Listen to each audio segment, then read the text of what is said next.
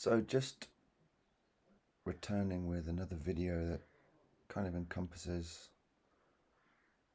as many theories as I can do, trying to link together things and trying to connect the truth movement, just trying to give shout outs to other people.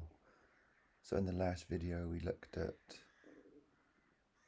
one of the sills in the north of England that seemed to form part of Hadrian's Wall that ended up in the North Sea, and with a bit of extra research links up to islands in the North Sea. Today we look at a range of things, including circuit board cities, and hopefully give a shout out to some of the other amazing truthers in the movement. So this South African dolerite sill, if you're into meltology and in the mud flood, it doesn't take much to realize that we could be looking at some kind of megalithic structure here. It's pretty easy to see that we could have been looking at some kind of big meltdown from the past. I'm just going to quickly show you guys a video of a circuit board melting down, and just kind of this idea of cities as circuit boards.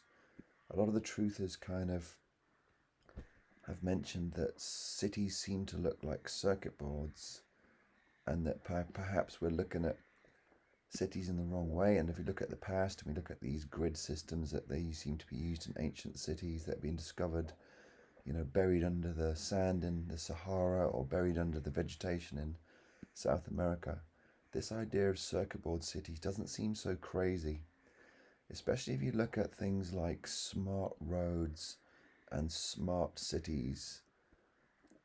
So just a brief search of what smart roads are and what smart cities are. Roads that harvest energy. This seems to link up so nicely with the idea of circuit board cities. Electrified roads that automatically charge your car. Smart wireless digital systems. Smart intersections. And that link up with smart cities. It says here, smart roads are a component of the smart cities concepts, which applies advanced information technology such as the Internet of Things, cloud computing, big data, and artificial intelligence to plan and facilitate the construction of these cities. So it doesn't seem like this circuit board cities idea is crazy and wild, and it doesn't seem like it's some conspiracy theory that doesn't stand up to further scrutiny. It seems that this idea is actually something that is out there and is happening. So you even got solar roads.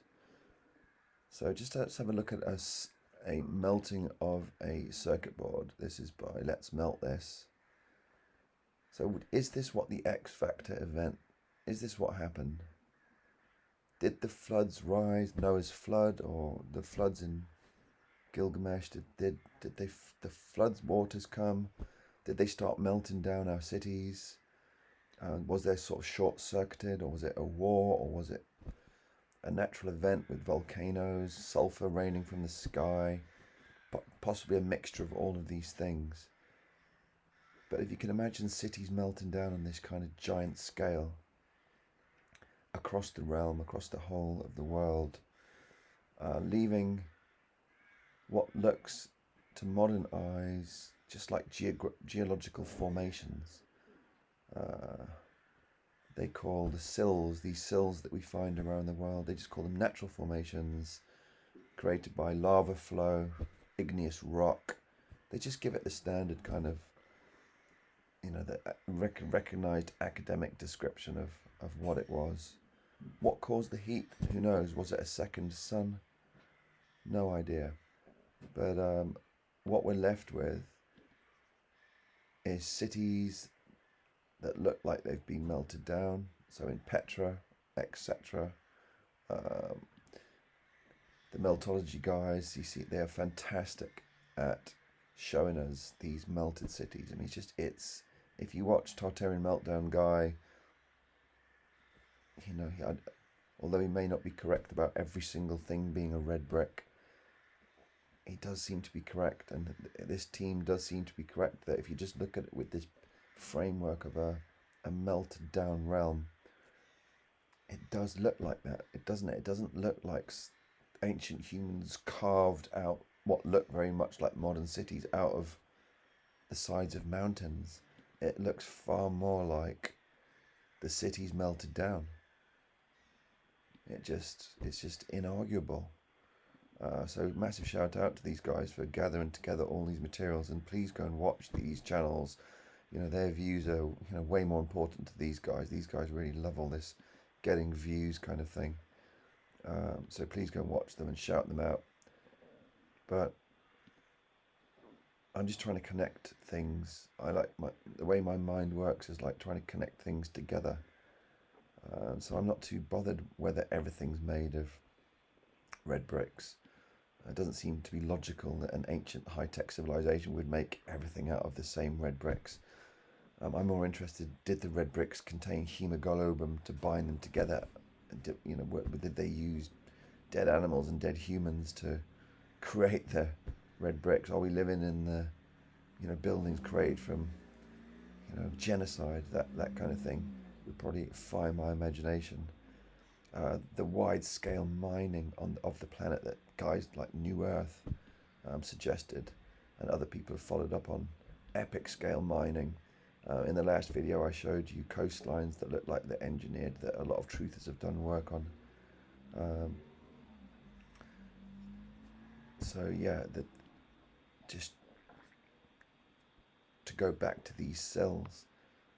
So in Tasmania and South Africa, we just seem to have these, and in Antarctica, we seem to have these cells that, could be, this looks partially natural, and then we see something like this that doesn't look natural.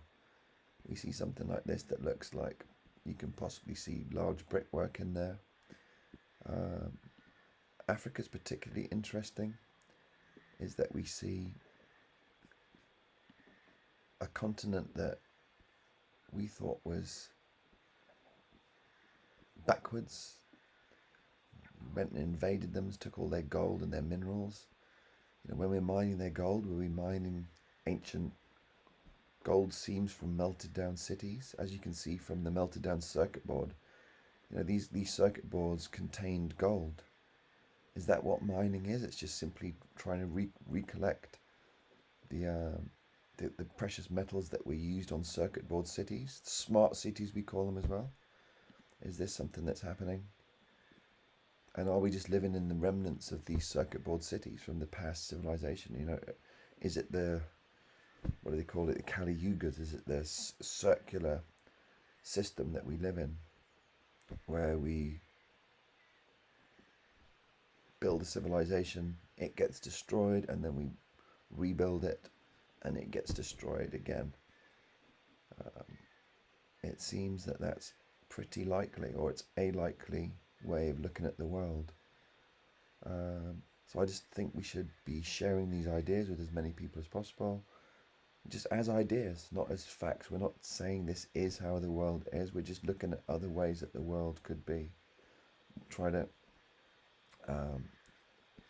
explain things that are pretty inexplicable. So yeah, shout out to the people that put these websites together. So the Drakensberg range in Africa, again, massive mountain range. I'd never looked at mountain ranges on this scale and ever thought they could have been created by a civilization. And perhaps they weren't, but perhaps they were. So the Drakensberg range in South Africa, which stretches into countries like Lesotho in South Africa. Lesotho has evidence of massive human engineering on the sides of mountains. And there's theories about gold mining, ancient gold mining in Africa linking up to King Solomon's mines. So are we looking at the remnants of melted down cities? Was the Kimberley gold mine something that previously existed? Are we looking at epic scale mining, civilizations, and just failing to understand the scale of technology? Do we see things like this and misunderstand them? and come up with all kinds of clever ways of saying that they're just natural formations. Can we look at them in a different way? Do we live in a world where societies like Freemasons hide the truth so that they can profit from it in the modern day, and that they're secretly trying to recreate these kinds of things? Oh, this is a link back to the previous video I did on Hadrian's Wall and Whin Sill, W-H-I-N Sill. So yeah, that's in Britain, and then we've got the one in Drakensberg in South Africa. Drakensberg mountain range in South Africa. This looks incredible. There's so many geometric patterns there. But I think pretty much you're going to find this all across the realm, and there's other truthers doing that. So if there's anyone else doing it, please share their links in the comments below. I wanted to have a quick look at Tasmania. It looks like there is a similar kind of phenomenon in Tasmania, Australia and Tasmania and South Africa and Africa itself, and then areas in California and Nevada and Sahara. They've had desertification, and it seems like their cities buried under the sand. So we'd need to get some kind of work on what kind of temperature is needed and what kind of action is needed to convert red brick or other buildings into sand. How does that happen? Because we see so many structures that look like the buildings have turned into sand, especially in places like Syria, Libya, Sodom and Gomorrah. Those cities look like there's sand pouring off the sides of buildings. So that's interesting how that could happen. What is the scientific process that allows that to happen? I'd be really interested in that.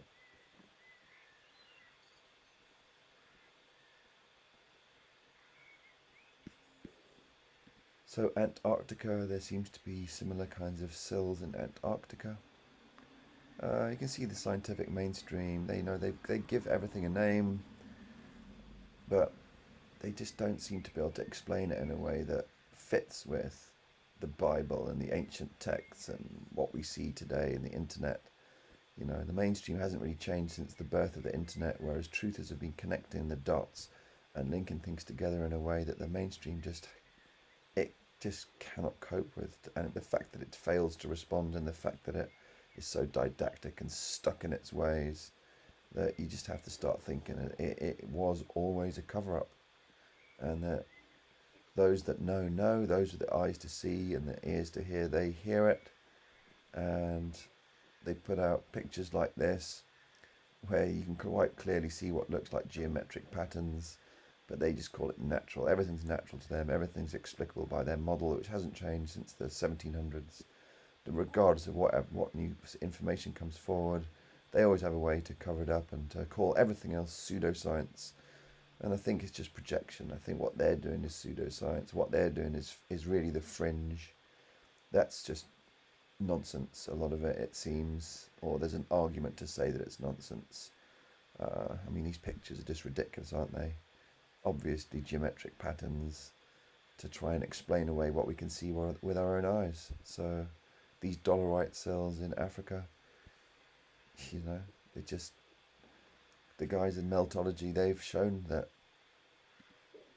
you can just see where it is buildings, and then when it turns into not a building. So for instance, this one picture here, I didn't plan this, it was just on this.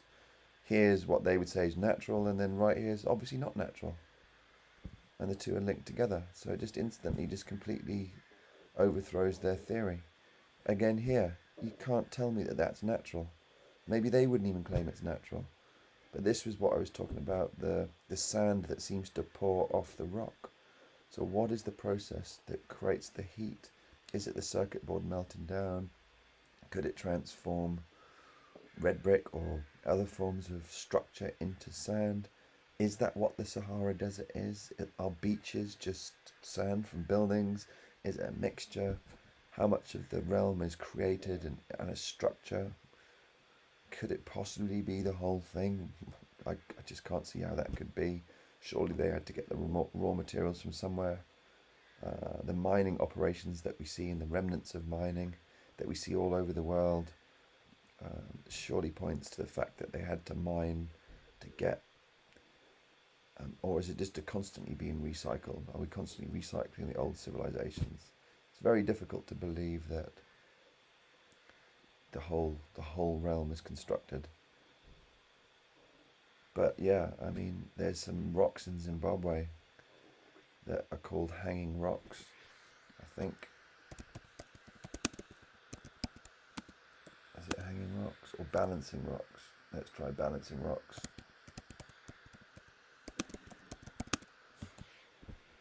Looks like they've got them in Oregon as well, but the balancing rocks in Zimbabwe, we were told they were natural, but is it really just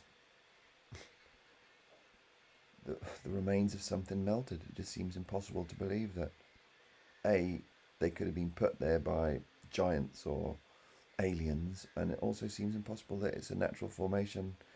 Is it a Occam's razor style easy way to explain, to say that it's the remnants of something melted? Is Africa and Zimbabwe and places like that, are they just the remnants of melted realms? And is that why there's so much gold, or so much gold to be mined there? Were we mining the circuit boards? Look, it's even on the devalued Zimbabwe currency, the balancing rocks. Let's try and look for the ones in Oregon.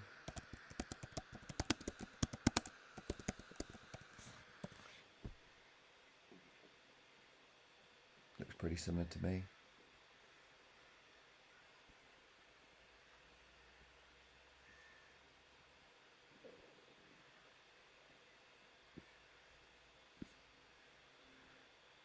Just to link things together with modern culture, I mentioned the Thor video where they seem to be showing a Nephilim or giant in the Thor video. Today, I just wanted to connect together Star Wars and Indiana Jones, both made by George Lucas. He may be an initiate, he may know this, and he may have had permission, or may have just come to the conclusions himself, that the past is going to be the future. Is this you?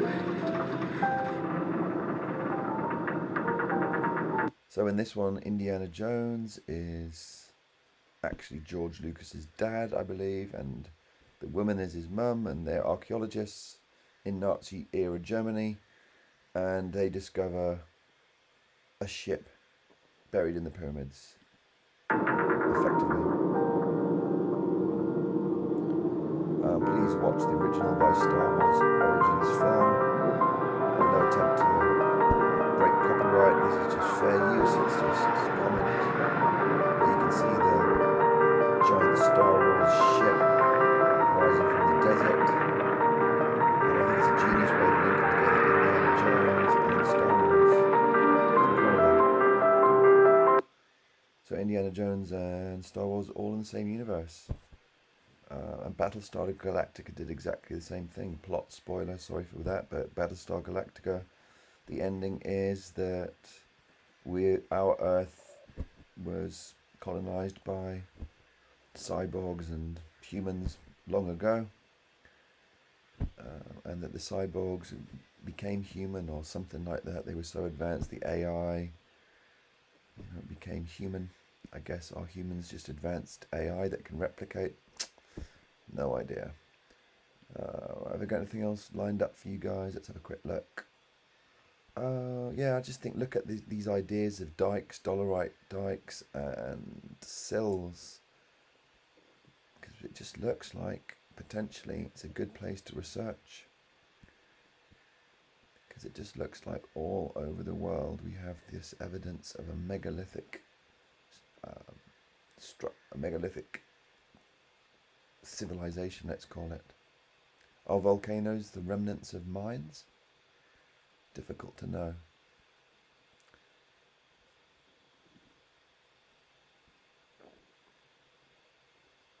But again, if you just look here, Peru, if you look through the underground radar systems that they've got, they're penetrating the ground, you can see what looks like circuit board cities, and apparently they're on a giant scale. And they're everywhere. I advise you guys just dig up where you live, or just go out and look at streams, Look at rivers. Look with different eyes. Just look around you. Are we living in a melted realm? I think meltology and mud flood links together perfectly. Brick flood is part of mud flood.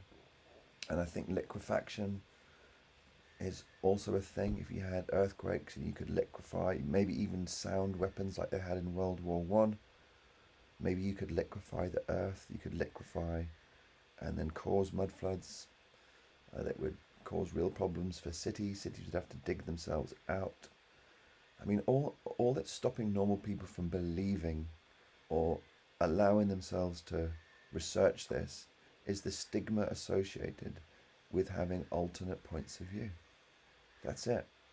There's a stigma in questioning, and we're faced with a monolithic academic, political and media set of controllers that really don't want us questioning. They don't want us to use critical thinking, and they don't want to be challenged. And you just have to ask yourself why. Why is it they don't want to be challenged? What is it they're hiding? Why would it be so dangerous for them, for us to just question and find out truths or challenge the dogma? Why is it that we've still got these royal societies dominating thought? What is it that they're worried about?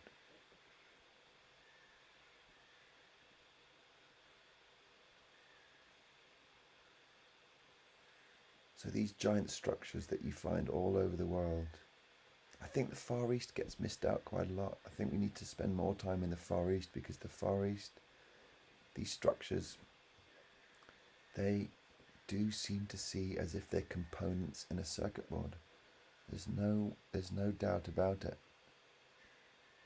And we get distracted by lies about Stonehenge being, the summation of Neolithic technology, when Stonehenge is just reconstructed remnants of an old world.